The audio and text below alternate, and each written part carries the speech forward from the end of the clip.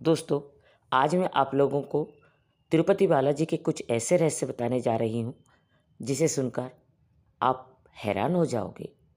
तिरुपति बालाजी के वेंकटेश्वर भगवान कर्ज में क्यों डूबे हैं? और दूसरा रहस्य उनका ये भी है कि गर्भगृह में पंखा लगा हुआ है, तब भी यहाँ का तापमान 20 डिग्री सेल्सियस होता है। इसके बावजूद भी भगवान वेंकटेश्वर को पसीना बहते रहता है। ऐसा क्यों? क्यों यहाँ भक्त आने के बावजूद भगवान वेंकटेश्वर को बाल अर्पण करते हैं?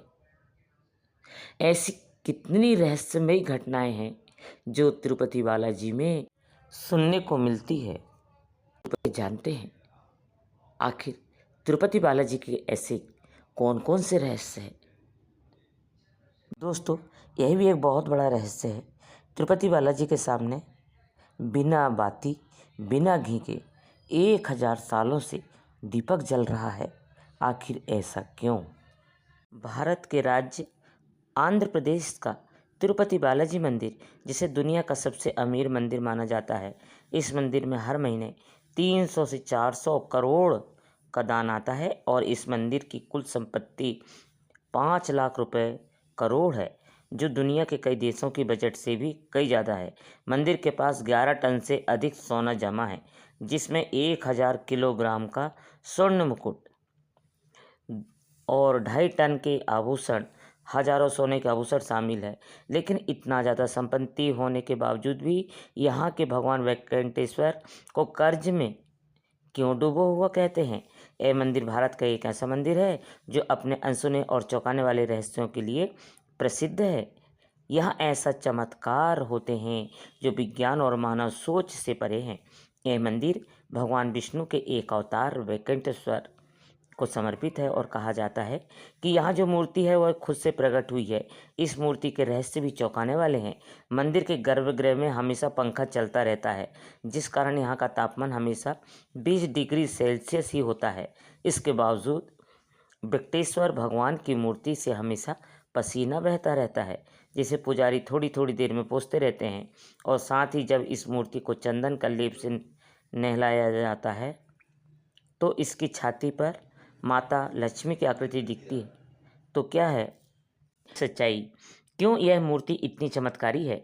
एक और चौंकाने वाली बात तो यह है कि मूर्ति का पिछला हिस्सा देखने को सख्त मनाही है। माना जाता है कि इसके पीछे से गुप्त सुरंगें हैं। 1937 में एक युवा पुजारी रामानुजाचार्य इस मूर्ति के पीछे गए और वहाँ उन्होंने जो देखा वह हैरान करने वाला था। आखिर उन्होंने ऐसा क्या देखा? तो इस मंदिर में मिलने वाले प्रसाद के पीछे भी एक बड़ी और रहस्यमयी कहानी छुपी हुई है। यहाँ हर दिन 3 लाख से 5 लाख लड्डू बनते हैं और सारे लड्डू का स्वाद और वजन एक समान होता है। परंतु उससे भी ज़्यादा चौंकाने वाली बात तो यह है कि इस मंदिर में इस्तेमाल होने वाली सारी चीज़ें एक रहस्यमयी गांव से आती है, जो कि इस मंदिर से 23 किलोमीटर दूर है। लेकिन आज तक इस गांव में कोई नहीं जा पाया। आखिर इसके पीछे क्या रहस्य है? इस मंदिर में भगवान वेंकटेश्वर की मूर्ति के सामने एक दीपक 1000 वर्षों से जल रहा है, वह भी बिना तेल और बाती के। आखिर यह कैसे संभव है और किसने इस दीपक को जलाया? आगे जब हम इस दीपक की सच्चाई बताएंगे तो आप भी हैरान रह जाएंगे। अगर आप इस मंदिर में जाएंगे तो आपको एक प्रथा देखने को मिलेगी, वह है केश दान करने की। इस मंदिर में हर दिन हजारों श्रद्धालु अपने केश दान करते हैं। पर आखिर ऐसा क्यों? और चौंकाने वाली बात तो यह है कि वेंकटेश्वर भगवान की मूर्ति में लगा हुआ बाल असली और कई हजार साल पुराना है। यह बाल न तो झड़ता है और न उलझता है। क्या यह विज्ञान है या कोई ऐसा चमत्कार जो हमारी समझ से परे है? अब सबसे मुख्य प्रश्न यह आता है कि मंदिर के निर्माण किसने और कब करवाया? यह सबसे ज़्यादा कठिन सवाल है जिसने इतिहासकारों को चौंका कर रख दिया। 1987 में जब ASI यानी कि आर्कियोलॉजिकल सर्वे ऑफ इंडिया के इतिहासकारों ने इस मंदिर की उम्र का पता करने के लिए कार्बन डेटिंग की तो अचानक उनके सारे उपकरण ने काम करना बंद कर दिया। तो यह क्या मंदिर अपने रहस्यों को सुरक्षित रखने के लिए खुद को बचाता है? या इस मंदिर में की गई भविष्यवाणियाँ भी चौंकाने वाली है, जो आज सच हो रही है। माना जाता है कि मंदिर के कई ऐसी सच्चाई है जिन्हें आम लोगों से छिपाया जा रहा है। 2020 में नासा के प्रोजेक्ट गरुड़ के तहत तिरुपति पहाड़ियों का अध्ययन किया गया और इस विश्लेषण में उन्होंने जो पाया उसने नासा के वैज्ञानिकों को भी हैरान कर दिया, लेकिन इस रिपोर्ट को प्रकाशित करने से पहले ही बंद कर दिया गया। आखिर ऐसा क्या था उस रिपोर्ट में साल 2035 को लेकर जिसने सबको चौंका दिया? इस मंदिर के पास 11 टन से अधिक सोना है और वेंकटेश्वर भगवान की मूर्ति को पहनाया गया मुकुट ही 1000 किलोग्राम का है। लेकिन रहस्यमयी है इस मुकुट में लगी कृष्णमणि, जो कि कोहिनूर से भी कहीं ज़्यादा महंगी है। आखिर क्या है इस मणि की सच्चाई? क्या यह वह मणि है जिसका जिक्र विष्णु पुराण में कौस्तुभ मणि के रूप में किया गया है? ऐसे न जाने और कितने रहस्य जो आपके कल्पना से कहीं परे है। लेकिन डॉक्यूमेंट्री में हम जानेंगे सच्चाई, रहस्यों की सच्चाई। आपको ना ही किसी किताब में मिलेगी और ना ही इंटरनेट पर। इस डॉक्यूमेंट्री में उतरेंगे इतिहास के उन अंधेरे कुओं में जिनका रहस्य आप सबसे छिपाया गया है। तो वीडियो को लाइक करके चैनल को सब्सक्राइब जरूर करें। और यह आपके लिए तो फ्री ही है, इससे हमारी काफ़ी मदद हो जाती है। तो चलिए अब चलते हैं तिरुपति बालाजी की रहस्यमयी यात्रा पर। बोलिए जय तिरुपति बालाजी महाराज की जय हो। पता है कि मंदिर का निर्माण विजयनगर साम्राज्य के महान शासक कृष्ण देव राय ने करवाया था, पर यह सच नहीं है। इस मंदिर में वेंकटेश्वर भगवान की मूर्ति कहाँ से आई और इस मंदिर का निर्माण कब और किसने कराया, यह जानने के लिए हमें एक पौराणिक कथा का समझना होगा। इस कथा के अंत तक आपको मंदिर के रहस्यों की आधी सच्चाई खुद ब खुद समझ आ जाएगी। तो इस कथा को अंत तक जरूर देखें, क्योंकि यह आपको एक रहस्यमय दुनिया की ओर ले जाने वाली है। पौराणिक कथाओं के अनुसार प्रलय के उस भयावह दौर की बात है जब समस्त पृथ्वी जलमग्न हो गई थी। पौराणिक ग्रंथों में वर्णित है कि पवन देव ने अपने उग्र रूप में इतनी प्रचंड गति से उड़ान भरी कि आकाश के बादल फट पड़े और ऐसी वर्षा का प्रकोप शुरू हुआ जिसने धरती को पूरी तरह जल में डुबो दिए। ऐसे में समस्त सृष्टि को संकट से उबारने के लिए भगवान विष्णु ने आदि वराह का अवतार धारण किया। उस दिव्य वराह ने अपने विशाल दांतों से संपूर्ण पृथ्वी के जल को गर्भ से बाहर निकाला और उसे पुनः स्थापित किया। इसके बाद सृष्टि पर पुनः जीवन का निर्माण करने के लिए ब्रह्मा जी ने विष्णु जी से अनुरोध किया कि वे यहीं रुकें, जिसके बाद विष्णु जी ने अपने वराह रूप को परिवर्तित कर एक नया दिव्य स्वरूप धारण किया। 4 भुजाओं वाला एक तेजस्वी स्वरूप जो साक्षात भगवान विष्णु का ही रूप था। इस स्वरूप में वे भूदेवी के साथ तिरुमला की पहाड़ियों पर निवास करने लगे। यहाँ उन्होंने मानव जाति को ध्यान योग और कर्म योग का ज्ञान देने शुरू किया। समय बीतता गया और कलयुग का आगमन हुआ। तब विष्णु इस लोक को छोड़ अपने वैकुंठ धाम वापस लौट गए, जिससे ब्रह्मा जी ने काफ़ी चिंतित हो गए और उन्होंने नारद से अनुरोध किया कि वे श्री हरि विष्णु को वापस पृथ्वी पर लाए। इसके बाद नारद जी ने गंगा किनारे पहुँचे। वहाँ उन्होंने देखा कि कुछ साधुगण एक गंभीर विषय पर चर्चा कर रहे हैं। वे निर्णय नहीं कर पा रहे थे कि उनको यज्ञों का फल किस देवता को अर्पित किया जाए।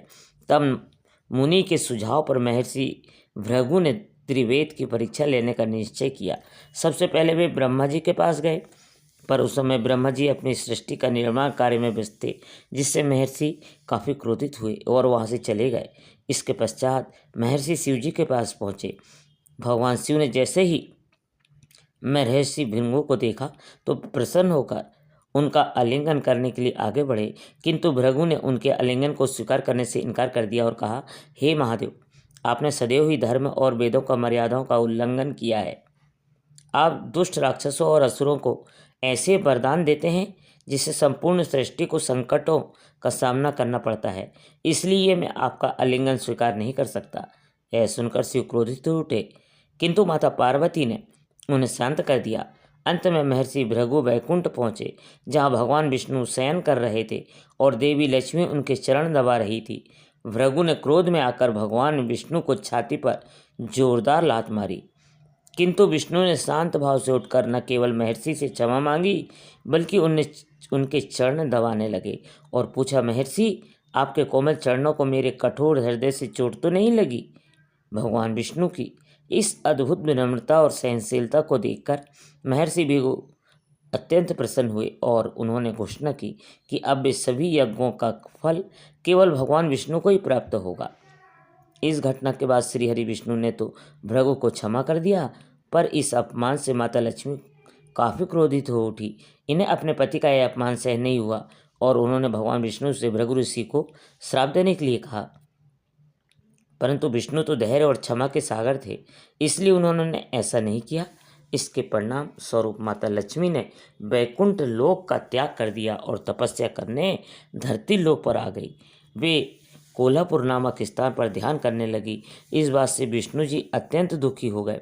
उन्हें वैकुंठ में सूनापन महसूस होने लगा। इसके पश्चात उन्होंने भी वैकुंठ को छोड़ दिया और धरती पर माता लक्ष्मी की खोज में निकल पड़े। वे घने जंगलों में भटकने, नदियों के तट पर बैठकर रोते, पर्वतों की चोटियों में पुकारते, किंतु लक्ष्मी का कहीं पता नहीं चला। थक हार कर वैकुंठेश्वर पर्वत में एक वृक्ष के नीचे स्थित विशाल चींटी की बॉम्बी के आश्रय में विश्राम करने लगे। उनकी यह दशा शिव और ब्रह्मा जी से देखी नहीं गई और उन्होंने उन्हें सराहना करने का निश्चय किया। इसके बाद शिव जी और ब्रह्मा जी ने गाय और बछड़े का रूप धारण किया और माता लक्ष्मी के पास पहुँचे। माता लक्ष्मी ने उन दोनों को उस समय के शासक सौल राजा को सौंप दिया। राजा ने उन्हें अपने महल की पशुशाला में रखना दिया। उनकी जिम्मेदारी एक चरवाहे को सौंप दी। कुछ दिनों तक दूध देने के बाद एक दिन वह गाय अचानक दूध देना बंद कर देती है। इसके बाद एक रहस्यमयी घटना घटने लगती है। गाय रोजाना कुछ समय के लिए गायब हो जाती और लौटते समय उनका धन खाली मिलता। चरवाहा हैरान था। एक दिन उसने गाय का पीछा किया तो देखा कि तिरुमला की एक पहाड़ी पर स्थित विशाल चींटी की बॉम्बी के पास जाकर अपना संपूर्ण दूध उसके अंदर उड़ेल देती है। जब उसने ध्यान से देखा तो आश्चर्यचकित रह गया। उस बामी के भीतर स्वयं भगवान विष्णु विराजमान थे, जो उस दूध को पीकर अपनी भूख मिटा रहे थे। क्रोध में आकर चरवाहे ने गाय को और कुल्हाड़ी फेंकी। तभी एक चमत्कार हुआ। विष्णु तुरंत प्रकट हुए गए और गाय को बचाने के प्रयास में कुल्हाड़ी उनके माथे पर जा लगी। तब श्री हरि विष्णु ने क्रोध में आकर उस चरवाहे को वहीं पर मृत्युदंड दिया।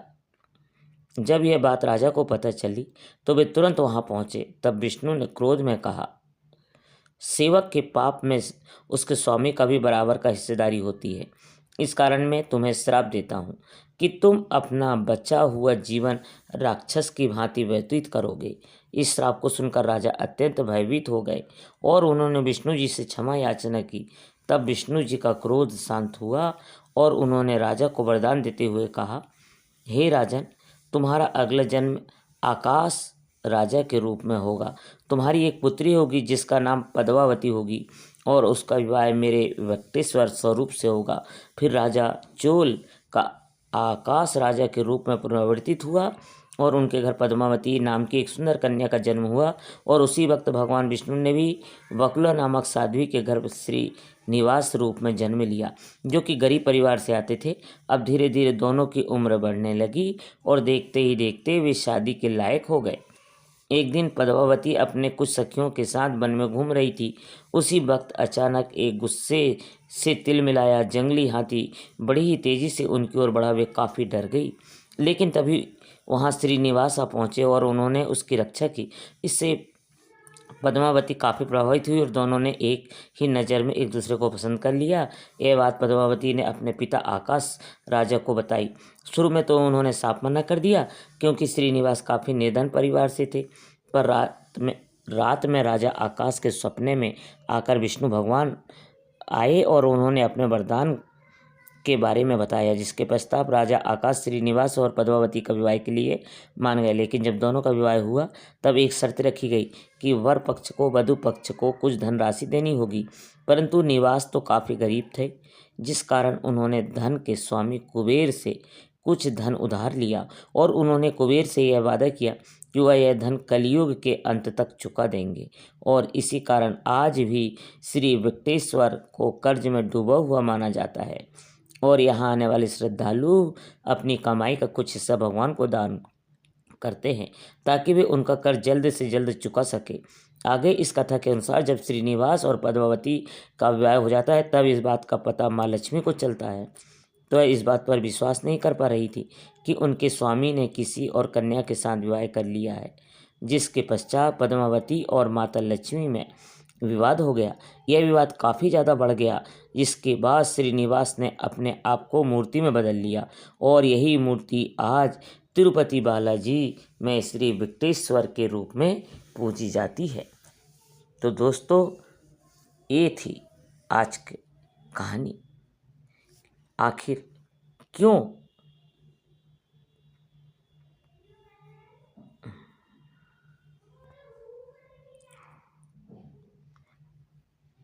तिरुपति बालाजी का यह रहस्य इतना अद्भुत है। तो दोस्तों, आपको ये वीडियो कैसी लगी? अच्छी लगी हो तो हमारे चैनल को सब्सक्राइब, लाइक और शेयर ज़रूर